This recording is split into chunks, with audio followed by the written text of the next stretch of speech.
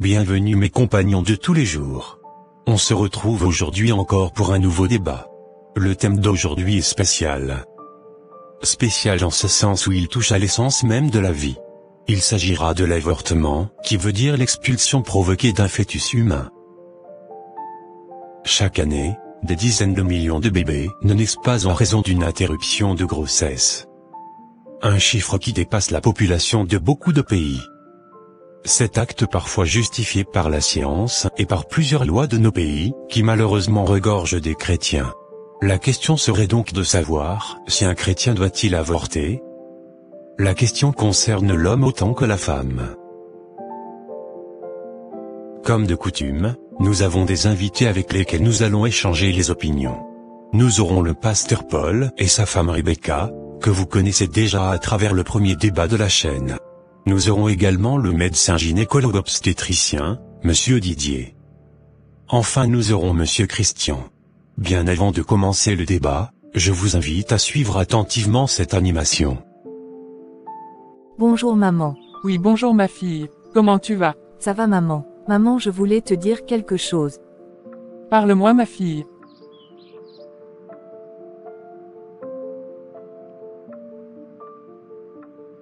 Il y a quoi? Tu ne parles plus. Je suis enceinte maman. Et mon Dieu, tu es quoi? À qui j'irais dire ça? Comment peux-tu tomber enceinte hors mariage? Et c'est qui le père? Je ne sais pas encore maman. Je ne pourrai pas le dire. Attendez, je rêve ou comment? Ne me dis pas que tu ne connais pas l'auteur de ta grossesse. C'est difficile à dire maman. Qu'est-ce que tu me racontes Diane? Qu'est-ce qui est difficile à dire? D'ailleurs même, depuis quand tu as commencé la fréquentation des hommes? Moi qui te croyais encore innocente en le criant sur tous les toits que ma fille est encore vierge, voilà tu me mets la honte. C'est qui l'auteur? Je ne peux pas maman. Qu'est-ce qui ne va pas bien avec toi? Ne m'oblige pas à t'exposer à l'église devant le pasteur. Si tu le fais, tu exposeras le pasteur aussi. Je vais exposer le pasteur en quel sens? C'est toi-même qui es la mauvaise brebis et non le pasteur qui nous conduit. C'est le pasteur qui t'encourage à écarter tes jambes aux hommes. C'est lui l'auteur de ma grossesse. Qu'est-ce que tu me racontes là? C'est le pasteur qui m'a engrossée. Sacrilège. Comment est-ce possible? On se voyait souvent et il m'avait convaincu qu'il voulait m'épouser et qu'on peut coucher sans danger. Gna gna gna. Ferme-moi ta bouche. Il t'a écarté la jambe de force.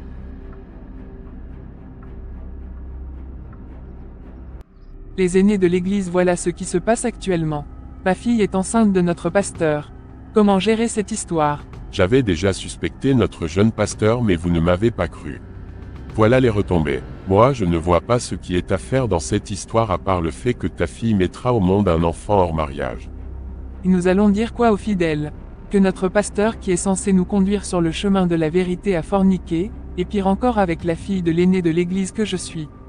Vraiment je ne sais pas avec quel visage je verrai le peuple de Dieu. Quels exemples serons-nous en train de donner au peuple de Dieu? Cette histoire m'attriste vraiment. Ce n'est pas digne de nous qui sommes censés conduire le peuple de Dieu. C'est de notre faute. C'est nous-mêmes qui avions porté le choix sur un jeune pasteur célibataire pour nous conduire. On savait très bien que c'était un risque que nous prenions mais nous l'avions fait. C'est le moment de prendre notre responsabilité. Moi je pense qu'on devrait appliquer les lois établies, en affligeant les sanctions convenues aux concernés. De quelles sanctions parles-tu Claire? Ta fille sera déstabilisée de ses fonctions ainsi que le pasteur responsable de sa grossesse. Ils deviendront de simples fidèles. Nous ne pourrons pas permettre à ta fille de continuer par se mettre à l'autel en tant que leader du groupe musical, au moment où, elle et le pasteur directeur du culte sont en fornication. Il faut que nous soyons stricts sur ce sujet, pour que ça ne se reproduise plus dans le futur. Si c'était ta fille, tu allais l'excommunier de son groupe. Est-ce que toi-même tu es sainte si on veut vraiment appliquer les lois à la règle? En tout cas on ne peut pas mettre le pasteur au banc et le ramener au rang d'un simple fidèle. On risquerait de perdre non seulement la confiance des fidèles mais aussi ça risque d'agir sur la caisse de l'église. Il y a des fidèles qui célèbrent chez nous juste à cause de ce pasteur. Vous avez vous-même constaté que depuis qu'il est venu nous avons plus d'entrée de fonds. Mon Dieu, donc vous préférez conduire le peuple de Dieu dans le mensonge juste à cause de l'argent et de la renommée que vous avez dans l'église. Écoutez-moi bien, Moi je ne vais pas me taire sur cette histoire. Si un jour ça arrive à l'un de mes filles ou fils, faites aussi la même chose. Trouvons une solution à l'amiable, ma sœur Claire. Si on va exposer notre dos, ce ne sera pas bon. Je propose qu'on camoufle cette histoire. Si la sœur Sarah est d'accord, on fera quitter sa fille de la ville dès que son ventre commence par se faire remarquer. On la placera très loin et après l'accouchement elle peut revenir, simplement. Concernant le pasteur, on le laisse aussi continuer normalement son ministère. Vous allez mettre ma fille où? Elle n'est pas la seule responsable dans l'histoire. D'ailleurs, je sais comment régler ce problème. Ne vous souciez plus. Supposez que c'est déjà réglé. Et qu'est-ce que tu prévois faire? Ça ne vous regarde plus. Tu penses faire quoi? Dis-nous pour qu'on puisse réfléchir avec toi. Ce n'est plus nécessaire. Je vais m'en occuper seule. Ma fille, j'ai eu à discuter avec les aînés de l'Église concernant ton état. Ils veulent te faire subir les sanctions imposées par les lois de l'Église. D'accord, je n'ai pas le choix. J'accepte les sanctions. Dieu pourra peut-être me pardonner en reconnaissant mon erreur. Je ne permettrai pas que tu aies ces sanctions. Tu ne peux pas subir ça. Je refuse. Le pasteur ne peut pas être libre comme de rien n'était et toi tu seras suspendu de tes fonctions à l'Église. Je ne supporterai pas cette honte. On va se débarrasser de cette grossesse. Maman, ne laisse pas les gens apprendre cette histoire. C'est où le problème? Tu trouves normal la décision des aînés. En plus c'est un déshonneur pour moi que ma fille soit enceinte, hors mariage et en plus sans père. Si le pasteur accepte de subir le même sort et est prêt de reconnaître ta grossesse publiquement, tu le garderas. Dans le cas contraire, je refuse. Mais c'est un péché, maman. Et le mensonge, ce n'est pas un péché. Bon, de toutes les façons je n'ai pas le choix. Je n'ai même pas encore fini mes études. Je t'amène voir le médecin demain. Comment tu vas? Je vais bien et toi-même? Ça va, de quoi veux-tu me parler? Fais vite, je n'aimerais pas que les aînés nous voient ensemble. Donc tu as autant peur des aînés comme ça? Pourquoi tu les laisses décider à ta place? Après tout, cette histoire c'est entre toi et moi. Selon les recommandations de Dieu, on était déjà en désaccord depuis la première fois où nous avons été intimes. Tu m'avais promis m'épouser et que cela ne va plus se reproduire, mais malheureusement la grossesse est survenue après. Maintenant il faut qu'on assume. Prends tes responsabilités et subis les sanctions prévues par l'Église à cet égard. On pourra se mettre ensemble et élever notre enfant même si l'Église n'aimerait plus nous bénir. Ce que tu dis paraît simple mais en réalité c'est inconcevable pour moi. Mon ministère est en jeu, Diane. Tu veux que j'abandonne tout pour devenir un simple fidèle? Le pire de l'histoire, même si j'accepte les sanctions, après ce sera difficile voire impossible que je poursuis mon ministère en tant que pasteur, vu que je ne serai pas marié selon les normes de l'Église. Je ne peux pas tout abandonner, Diane. Je ne pensais pas que notre erreur allait devenir une grossesse. J'avais prié et demandé la miséricorde de Dieu, mais voilà, la grossesse complique tout maintenant. Mais pourtant on l'avait fait une seule fois seulement. Donc tu préfères me laisser seule dans cette histoire en faisant semblant? Comme si tout est de ma faute. Je vais faire les désirs de ma mère. Je vais donc me débarrasser de la grossesse. Mais pourquoi? Je refuse d'élever un enfant en cachette pour un soi-disant homme de Dieu qui ne peut pas reconnaître sa paternité et ses fautes publiquement. Je ne veux pas subir la honte de la fornication seule au moment où tu continueras de me prêcher à l'église comme de rien n'était. Je refuse de garder ce lourd fardeau sur ma vie. Je ne me mêle pas de cette histoire d'avortement. Garde la grossesse et subis les sanctions, après on verra comment faire. Soit tu acceptes aussi tes sanctions et à deux on subit. Dans le cas contraire, tu connais déjà ma décision. Ce n'est pas possible. Bonne journée à toi. Vous êtes libérée maintenant, jeune fille. Vous n'aurez plus à vous inquiéter. Tout a été enlevé. Merci docteur. Je pourrai maintenant refaire ma vie. J'espère que ce sera vraiment sans danger comme vous l'aviez dit, docteur.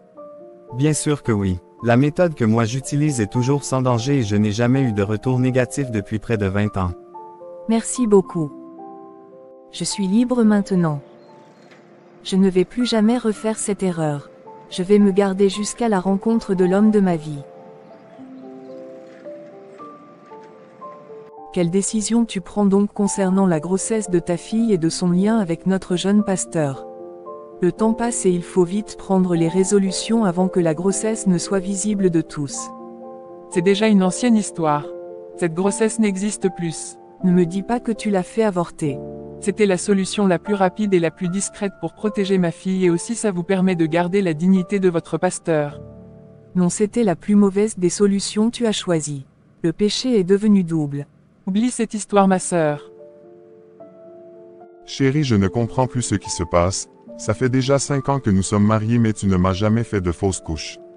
Les médecins trouvent que nous sommes tous deux bien fertiles mais je ne comprends pas pourquoi on n'arrive pas à concevoir. Je suis fatiguée chérie. Moi-même je ne comprends pas pourquoi c'est ainsi. Le médecin m'avait même rassuré que ce n'est pas lié à mon passé. Mais c'est bizarre, je ne comprends rien. J'ai jeûné et prié mais rien. Je pense que nous devrions voir un homme de Dieu pour nous aider. Soyez les bienvenus pasteur. Merci de m'avoir invité dans votre demeure. C'est un plaisir, pasteur. Aujourd'hui, c'est la fin de notre jeûne concernant votre problème de conception. Beaucoup de choses m'ont été révélées. Sœur Diane, votre problème est lié à votre passé. Vous voulez dire à l'avortement? Bien sûr que oui. Mais j'ai déjà prié et jeûné sur cette erreur et j'avais tout confessé à mon mari. Elle dit vrai, pasteur. Je suis d'accord mes chers, mais il y a des erreurs qui sont parfois irréparables même après le pardon et la conversion. Dieu seul peut faire grâce et ça dépend de sa volonté. Votre femme a avorté le seul et unique enfant qu'elle devrait avoir dans cette vie. C'est vrai qu'elle n'est pas stérile comme le disent les médecins, mais n'oubliez pas que c'est Dieu qui donne des enfants. Il ne suffit pas d'être seulement fertile. Vous avez fait obstacle à un plan de Dieu en mettant fin à la vie d'un être humain que Dieu a pris le soin de créer. Même après la prière, il faut espérer la grâce de Dieu. On va continuer de prier et croire la bonté de Dieu. C'est à lui seul que revient le dernier mot. Je n'ai aucun pouvoir. Que tout me soit fait selon ta volonté. Nous sommes de retour sur le plateau. J'espère que vous avez bien suivi notre première animation. Passons donc à la seconde animation. Je suis où? Qu'est-ce que je fais dans cette voiture? Ferme ta gueule. Tu penses que tu es dans ton salon ici. Tu penses que être enfant de pasteur te met à l'abri de tout danger. Nous allons montrer à ton père qu'après Dieu c'est nous. Il ose nous défier. Ce qui est sûr, vous n'êtes pas Dieu. On parle, tu parles. On verra si dans quelques minutes tu pourras encore. Vous allez me faire quoi? Laissez-moi rentrer. Ce sera dans tes rêves. Chérie, qu'est-ce qui s'est passé ici? Je suis rentré trouver la chambre dans cet état aussi. Je ne sais pas ce qui s'était passé. Mais ils ont tous cassé dans la chambre. Où est notre fille? Depuis je l'appelle, elle ne prend pas. Oh mon Dieu, elle était restée à la maison aujourd'hui. Elle ne travaille pas. Penses-tu qu'elle sera en danger? C'est possible puisque sa chambre est ouverte et en casse aussi. Mon Dieu, qu'est-ce qui a bien pu se passer par ici? Où est ma fille? C'est elle qui appelle. Dieu merci, que ce soit elle-même ne a l'appareil. Est-ce que tu peux te calmer un peu pour que je puisse décrocher l'appel? D'accord. Allô? C'est qui à l'appareil? Je suis le père de Brigitte. C'est là qui appartient ce numéro que vous utilisez. Vous êtes qui? Je ne suis personne. Je voudrais juste vous dire, toi et ta femme, que j'ai quelque chose qui vous appartient. Vous avez quoi de nous? Remettez vite le portable au propriétaire. Fais doucement chérie, il faut les amadouer. Vous voulez me menacer, n'est-ce pas? Laissez-moi vous donner un avant-goût.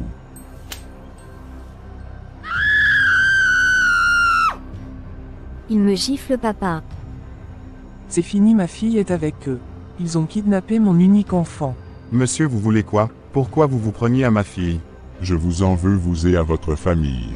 Pardonnez monsieur, laissez notre fille. Qui êtes-vous au juste? Si vous êtes vraiment un homme, faites surface. Vous ne savez pas à qui vous parlez. Je veux 30 000 $ en échange de votre fille. Qu'elle ne va pas chez vous ou quoi?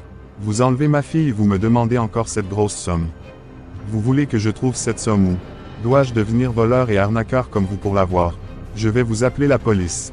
Si vous osez, votre fille mourra. D'ailleurs, elle souffre déjà correctement ici.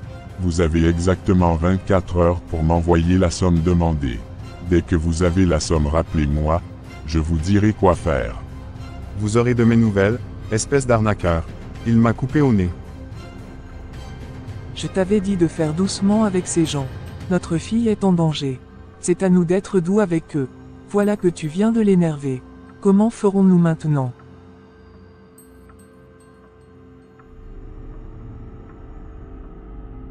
Il n'y a rien à faire, Pas question que nous remettons de l'argent à cet homme. Ça, c'est de l'escroquerie. D'ailleurs, où est-ce que je trouverai cette somme d'argent? Mais on ne peut pas laisser notre fille là-bas. J'ai l'argent de la tontine sur mon compte. Ça fera environ 20 000 $. On peut l'utiliser en attendant de le rembourser. Et le reste, on va le trouver où? Pardon chérie? Il faut compléter. Je sais que tu peux. Je n'aimerais pas gaspiller mon argent, chérie. Garde l'argent de tontine des gens. Je vais à la police tout de suite. Quelles sont les nouvelles, policiers? Nous arrivons à localiser sa position, mais avant d'arriver sur les lieux, il nous échappe à chaque fois. C'est grave. Ma femme va devenir folle dans cette histoire. J'ai une idée. Appelez-le et dites-lui que vous avez la rançon demandée. Après, vous nous faites part de votre lieu de rendez-vous et nous nous en chargerons du reste. Et je vais perdre mon argent. Nous allons récupérer votre argent. Il ne pourra pas nous échapper avec notre méthode d'attaque. Ok, ça marche. Et Seigneur, ma fille est en vie. Ne pleure pas, viens dans mes bras.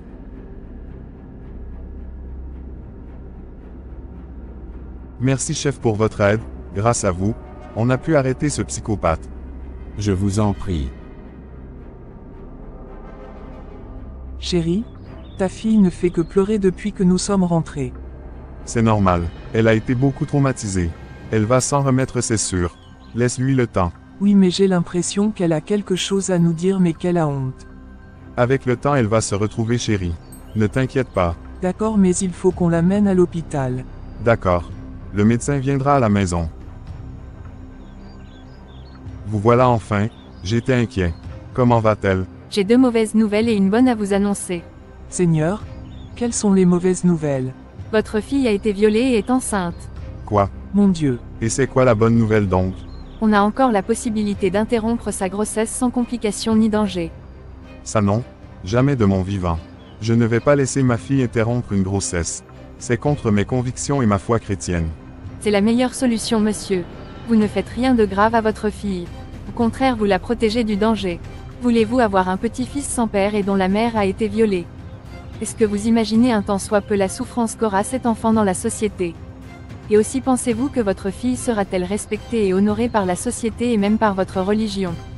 Je ne pense pas que votre fille puisse résister aux humiliations et à la dépression du viol. S'il vous plaît, cher monsieur, faites-moi confiance et débarrassons cette grossesse pour que votre fille puisse continuer une vie plus ou moins normale et pour que cette histoire ne soit pas révélée au grand public. Si vous aimez vraiment votre fille, c'est la meilleure solution à prendre.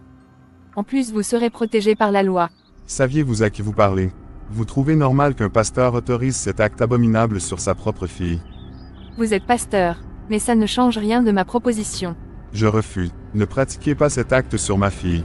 Si Dieu a permis qu'elle soit dans cet état, lui seul sait pourquoi. Ne touchez même pas aux cheveux de mon enfant et ceux de mon petit-fils. Mais chérie, le médecin ne propose rien de mal. Au contraire, c'est pour le bien de notre fille. Toi-même tu sais que l'Église ne tolère pas la fornication et les enfants nés dans l'adultère. Déjà notre fille a perdu sa virginité dans cette histoire. On ne doit plus la punir, en la laissant traîner cette grossesse. Imagine toi-même les regards des fidèles sur ta fille. En plus, ça ne nous honore pas. Chérie, qu'est-ce qui t'amène à réfléchir comme ça? Apparemment, il te faut une délivrance. Je ne reconnais plus la femme fervente et fidèle que j'ai épousée. Comment tu peux vouloir avorter ta seule unique fille? As-tu tenu compte de la volonté de Dieu? En tout cas, je ne veux plus attendre parler de votre proposition diabolique. Laissez ma fille porter sa grossesse. Si cet enfant ne devrait pas venir dans ce monde, Dieu n'allait pas autoriser sa formation. Au contraire, nous devons prier pour que lui-même nous aide à faire le bon choix. N'oublie pas qu'un enfant issu d'un viol aussi a une âme et un plan de Dieu sur sa vie. Un enfant mal conçu peut aussi avoir un avenir brillant. Je ne sais même pas quelle dépression mon Dieu ne peut pas soulager. Laissons Dieu décider de tout. D'accord, monsieur, votre volonté sera respectée. Bon retour à nous sur le plateau. C'est le moment du débat. Pasteur Paul, vous avez la parole. Merci de m'avoir donné la parole. Que Dieu vous bénisse. La Bible n'emploie pas le terme « avortement » pour parler de l'expulsion provoquée d'un fœtus humain. Toutefois, de nombreux versets de la Bible nous donnent le point de vue de Dieu sur la vie humaine, même sur celle d'un enfant à naître. La vie est un cadeau de Dieu. Pour lui, chaque vie est précieuse, même celle d'un bébé dans le ventre de sa mère. Donc tuer volontairement un enfant à naître revient à commettre un meurtre. La loi que Jéhovah avait donnée aux Israélites disait, « Si des hommes se battent, qu'il heurte une femme enceinte et qu'elle accouche prématurément, mais que l'accident ne soit pas mortel, le coupable devra payer l'indemnité que le mari de la femme lui imposera. Il devra la payer par l'intermédiaire des juges. Mais si l'accident est mortel, il devra donner vie pour vie. » Je vois le grand gynécologue lever le doigt. Je suis sûr qu'il a une précision ou une question pour vous, cher pasteur. Sans vous arracher la parole, laissez-moi prendre l'avis du médecin. J'aimerais juste demander au pasteur quand est-ce que la vie commence selon la Bible. Merci, médecin. Pasteur Paul, vous avez de nouveau la parole. Merci pour la question. Si nous lisons le psaume 139 verset 16, le roi David était inspiré par Dieu et s'est adressé à lui en disant, « Tes yeux m'ont vu alors que je n'étais qu'un embryon », ce qui veut dire que Dieu considérait David comme une personne à part entière avant même qu'il soit né. Aussi si nous lisons Jérémie 1 verset 5, Dieu dit au prophète Jérémie, « Avant de te former dans le ventre, je te connaissais, et avant ta naissance, je t'ai sanctifié. J'ai fait de toi un prophète pour les nations. » Ces versets bibliques témoignent que Dieu considère que la vie d'un être humain commence dès sa conception. Dieu présente toujours un enfant à naître comme une personne à part entière.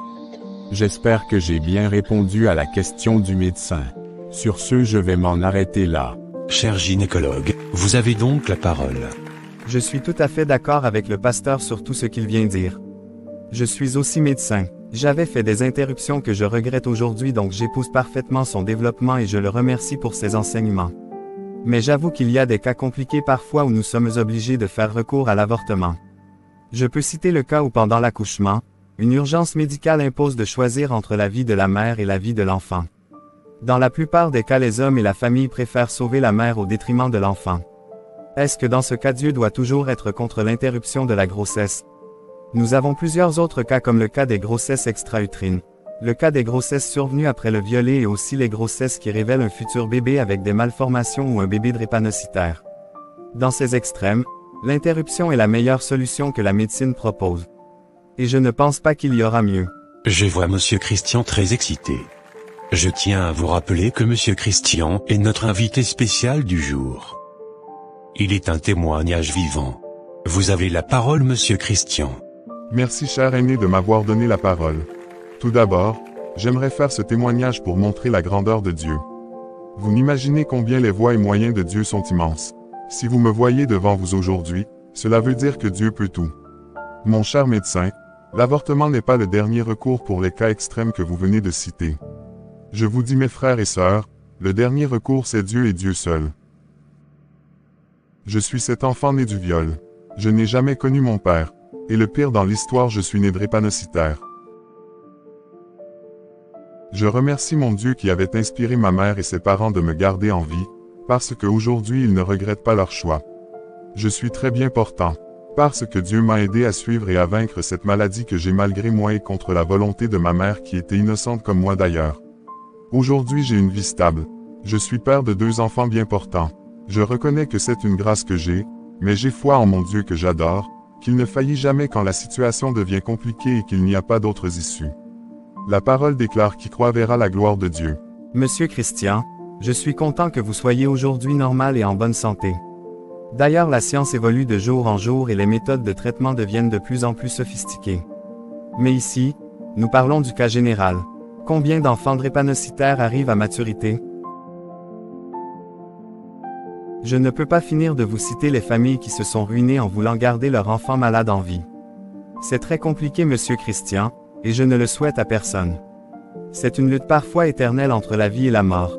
N'oubliez pas que tout le monde n'aura pas la grâce que vous avez dans votre vie. Merci à nos 2 frères pour leurs interventions. J'avoue que je suis tout excité d'intervenir aussi, mais bien avant cela, j'aimerais écouter la voix de la seule femme du débat. N'oublions pas que ce sont les femmes les premiers concernés par ce sujet. Sœur Rebecca, vous avez la parole. Merci à tous. Je pense que tous les avis sont logiques dans ce débat-ci. Je n'ai pas grand-chose à dire à part notifier que les cas extrêmes dont parle le médecin sont vraiment rares. Plus de 95% des avortements pratiqués dans le monde aujourd'hui concernent des femmes qui ne veulent tout simplement pas avoir d'enfants.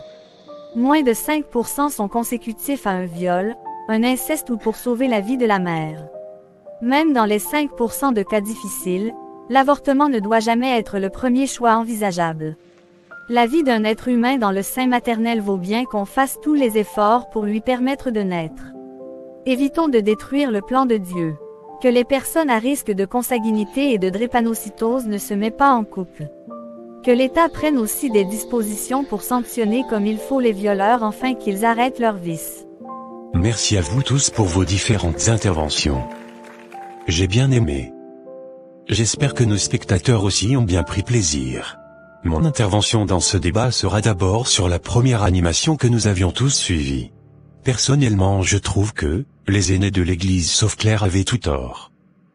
Ils avaient soutenu d'une part le pasteur et encouragé d'autre part l'avortement de Diane. Puisque la maman de Diane, c'est-à-dire Sarah, était aussi membre de ce comité d'aînés. Comme le disait Claire, l'avortement était la mauvaise solution pour camoufler la grossesse issue de la fornication au sein de l'église. Le meilleur choix serait de se révéler tel devant le peuple de Dieu et de subir les châtiments qu'il fallait. La Bible ne nous enseigne pas de vivre dans la fornication, mais si ça arrive et que la grossesse survient, il faudra assumer. La fornication est un péché comme tout autre que notre Dieu peut pardonner si nous nous convertissons vraiment. Il n'est pas question d'aller interrompre une grossesse que Dieu a déjà bénie. Si nous nous penchons sur la seconde animation, qui est le cas de viol, sachez juste qu'on ne peut réparer une injustice par une autre. L'enfant né d'un viol ou d'un inceste peut être donné en adoption à une famille aimante, incapable de concevoir ses propres enfants, ou encore élevé par sa mère. Encore une fois, l'enfant est innocent et ne doit pas servir de bouc émissaire pour le crime de son père. Le dernier cas que je trouve vraiment en toute honnêteté très compliqué, c'est celui où la santé de la mère est en danger. D'abord, il faut garder à l'esprit que ces cas représentent un pourcentage très négligeable des avortements pratiqués dans le monde aujourd'hui. Bien plus de femmes se font avorter par convenance personnelle que pour sauver leur vie. Ensuite, souvenons-nous que Dieu est un Dieu de miracles, qui peut sauver la vie de la mère et de l'enfant contre tous les pronostics médicaux. Au final, cette décision est entre le couple et Dieu. Tout couple confronté à cette situation extrêmement difficile doit prier le Seigneur pour lui demander la sagesse et qu'il leur montre sa volonté. Je sais qu'il y a plusieurs personnes qui avaient posé cet acte dans le passé, volontairement, par ignorance ou se sont retrouvées dans l'un de ces cas compliqués. À ces personnes, je dirais de se souvenir que ce péché n'est pas moins pardonnable que tous les autres. Par la foi en Christ, tous les péchés peuvent être pardonnés. Une femme qui a avorté, un homme qui l'y a encouragé, ou même un médecin qui a pratiqué un avortement, peuvent tous être pardonnés par la foi en Jésus-Christ. Nous sommes à la fin de cette animation. Une fois encore, merci de toujours suivre et de toujours commenter nos vidéos. Que Dieu vous bénisse et qu'il nous édifie plus davantage chaque jour de notre existence. N'oubliez pas de vous abonner et de partager cette vidéo autour de vous. Bye.